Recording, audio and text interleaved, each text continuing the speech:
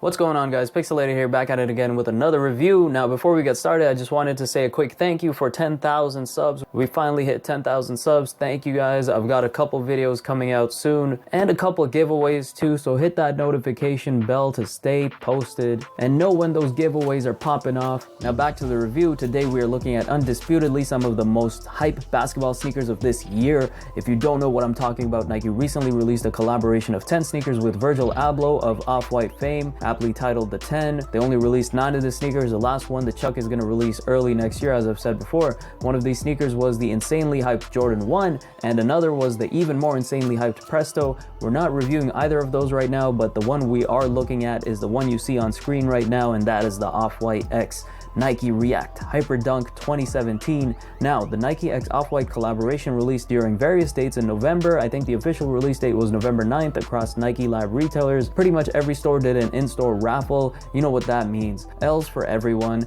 Then again, if it dropped online, it'd be L's for everyone too, so it doesn't really matter. Actually, in my case, it did drop online, but we'll get into that in a second. In Canada, as I've said in my previous review video, there really weren't many drops for this collection. The one place that received them was Haven. They did an in-store raffle. That was all L's for me. The other place that got them was the Off-White Toronto store, which I don't want to get into. Most people who followed that debacle already know what happened there. Hint, hint, it has something to do with a door that's in the back.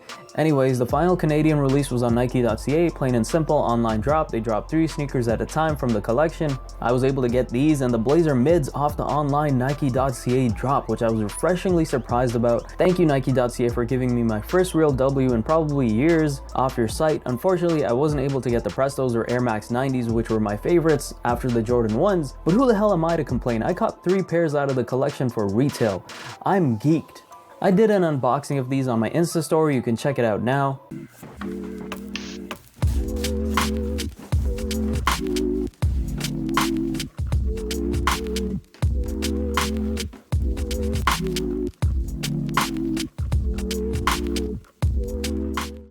If you want to see more videos like these or just dope sneaker photos, hit that follow on the Insta at Illumahan1. That's at ILLUMIHAN1.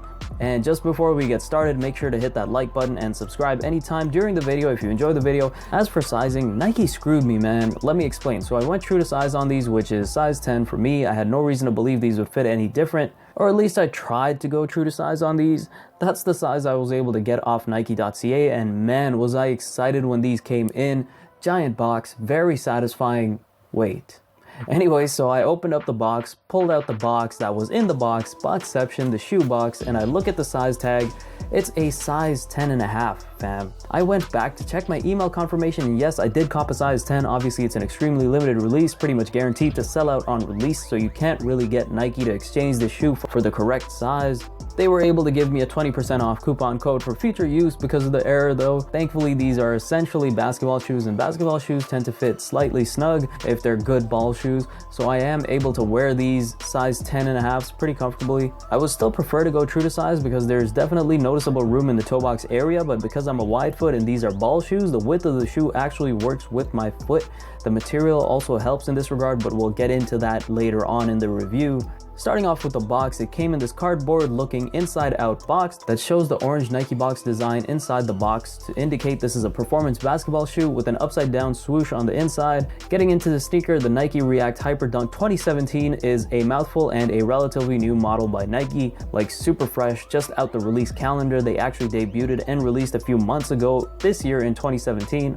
Now, the typical Hyperdunks are made almost entirely of Flyknit, while there are significant differences to these ones that make them almost entirely different, so let's get into that. Pretty much the entire upper, save for a portion of the midsection on both sides, is made of 2 materials. The shoe is made of the traditional Flyknit material throughout the entire upper, going from toe box to the back, which is how most Hyperdunks are made, but you'll notice that this shoe actually has a fortifying material on the toe box and entire heel wrap area of the shoe. This material I've come to believe is possibly known as ripstop. That means pretty much what it sounds like. This material is meant not to rip, therefore ripstop. It was actually used pretty commonly a year ago by a few streetwear brands. This material choice is probably the sole reason I can fit in the shoe at half a size up.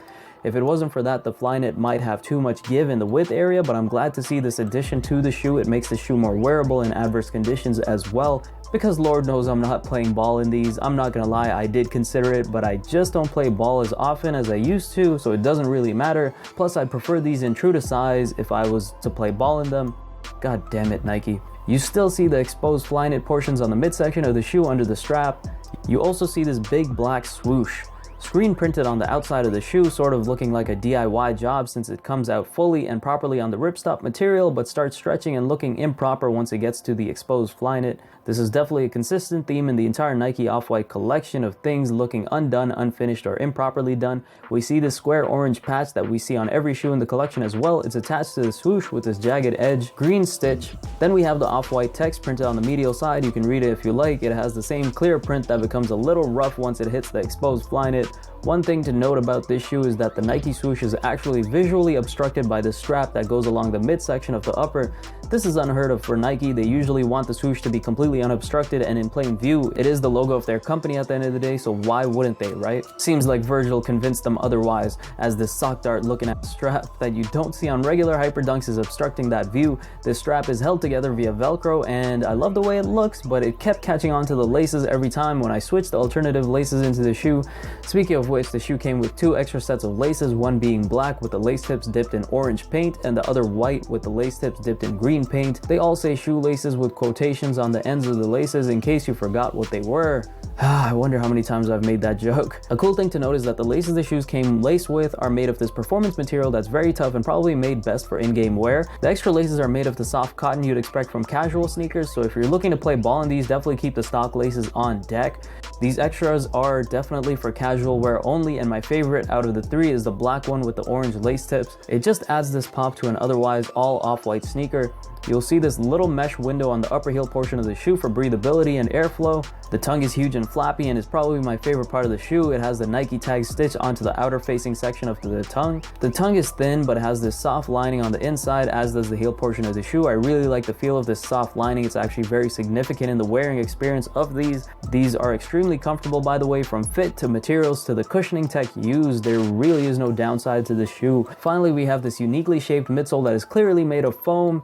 Thank you, Midsole Techs, for letting me know. They have these indented waves running through them, probably my favorite part of the shoe. These shoes stand out so hard just because of this midsole alone, and then we have this off-white cum-colored outsole with an orange Nike swoosh on it for the last bit of extra pop. These shoes came with the off-white zip tie, which comes with every off-white piece, not exclusive to the sneakers, FYI for the Nike heads who are paying for just the zip tie.